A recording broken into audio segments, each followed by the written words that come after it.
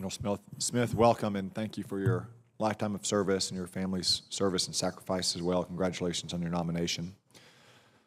On Force Design 2030, I feel that we've reached the point that the former chairman of this committee, John McCain, used to say the Senate often reaches where everything has been said, but not everyone has said it. However, I won't repeat what everything is said. I will raise one aspect of it, though. General Berger's Force Design has stirred up quite a hornet's nest among a lot of your retired flag officer counterparts, some of whom I know served with you and were your mentors. Could you explain a little bit why you think some of these retired general officers are so opposed to what General Berger has proposed and what he's done, and what steps you might take, if confirmed, to help mend fences? Senator, I would never want to speak for anyone else.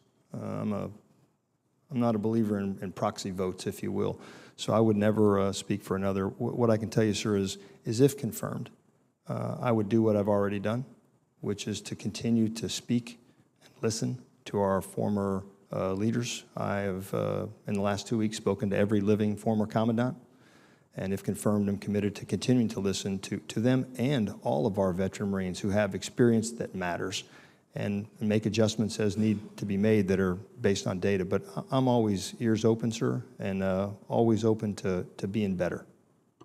I appreciate you don't want to speak for anyone. I know that you've read the criticisms, though, of retired flag officers and others about Force Design 2030, many of which are well-meaning and come from people who are generally well-informed about these matters. What do you think those criticisms might be missing?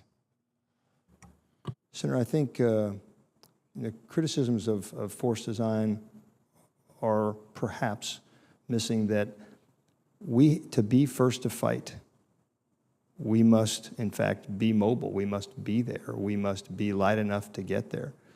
And I think also what I would want everyone, this committee and others, to know is what has not changed. What has not changed is we are a Marine Air Ground Task Force. We're a globally responsive force, provided the mobility is there. And our ethos of training lethal elite warriors, that hasn't changed. So it is a matter of how do we improve and become more lethal, more mobile. That is the intent. Okay, thank you. General, a second topic on which almost everything has been said, but not everyone has said it, is amphibious ships. I'm going to ask a slightly different question from the need for that extra ship, though. The Marine Corps leadership often and correctly reminds us of the need for amphibious lift capacity. Could you explain why the Corps is pursuing a new class of ships, the landing ship medium? And to my understanding, these won't be fielded until 2030s. So could you also explain how you can fill the gap for this capability in the near term until those ships are fielded? Yes, sir. So the landing ship medium is a shore-to-shore transport. What that will enable our littoral regiments to do is go anywhere in that first island chain, because that craft is beachable. That's a key. We used to have a thing called an LST, a landing ship tank, but that vessel gets onto any beach. What that does is that spreads out an adversary's calculus, because they don't simply target ports, they would have to target the entire coastline. Until that is fully fielded, and we need 35 of them, approximately 9 per littoral regiment, we're using stern landing vessels that we are contracting, and we're open to using other surrogates until such time as we get those landing ship mediums, such as the EPF, which was mentioned earlier by Senator Tuberville, as an experiment and as a surrogate, as a bridge to those platforms. But the beachability, Senator, that's the key. Thank you. I'd like to touch now, finally, on a topic I don't think has been addressed yet, on the Expeditionary Advanced Base Operations concept of operations. Since any forces operating in the Western Pacific will face significant threats from Chinese missiles, could you please describe what resources the Corps needs to operate successfully under such conditions, and do you have the right capabilities and training that you need to execute the new EABO?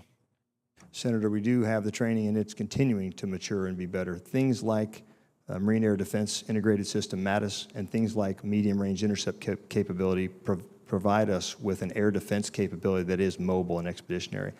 And then our capabilities that are long-range fires and our low signature, low probability of intercept, low probability of detection communications, that enables you to shoot, move, and communicate in a manner that even hypersonics cannot reach you. If you are on your game plan, if your training remains, you can move faster than you are targeted. Thank you. Thank you.